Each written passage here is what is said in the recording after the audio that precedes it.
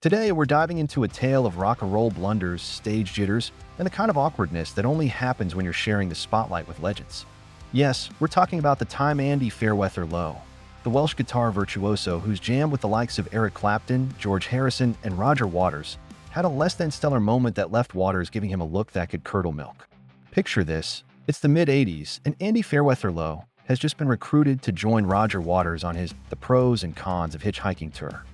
Now, for those who might not know, this tour was a big deal. Waters, fresh from his split with Pink Floyd, was out to prove he could stand alone, and the stage setup was nothing short of elaborate. We're talking massive visuals, intricate soundscapes, the whole 9 yards. And with great production comes great responsibility, especially for the musicians involved. Fairweather Lowe wasn't a stranger to running projects of his own. His pop group Amen Corner had 4 top 10 singles in the 60s UK, and has a number of solo albums to his name, the latest of which, titled The Invisible Bluesman, was released this February.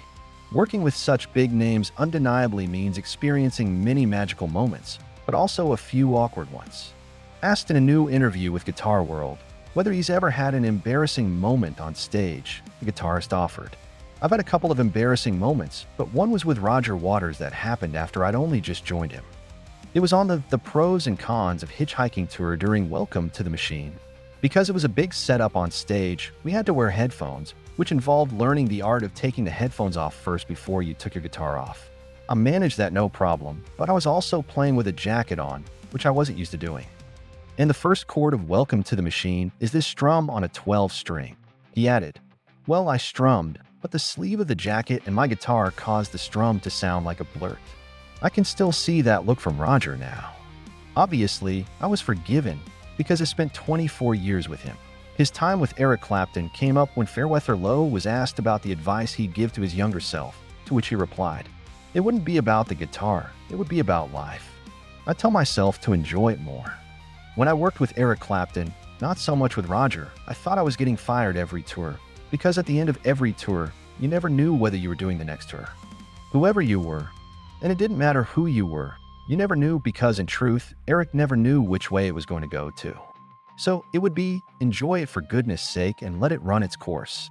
67, you're 19 years of age. I mean, and you obviously don't realize the significance, I suppose, at the time, but you're touring with Jimi Hendrix. What was it like to experience hearing him in a live environment for the first time? What do you remember? I'm still shocked by it. Up until then was Eric Clapton, Peter Green, Steve Cropper, big fan of Steve Cropper, and Hank Marvin. I'm a big fan of Hank Marvin. And then this guy comes along, and he is the first brick in the wall. No one had ever heard anything like it. I remember at the soundcheck at the Albert Hall, which was our first big tour, first straight from Cardiff, to being on a bill with the Floyd, the Move, the Nice, Heir Apparent, and Amen Corner. We had 15 or 20 minutes. That was it. But on the sound check, I'm watching this. The Wind Cries Mary. He did, Spanish Castle Magic was another one that he did.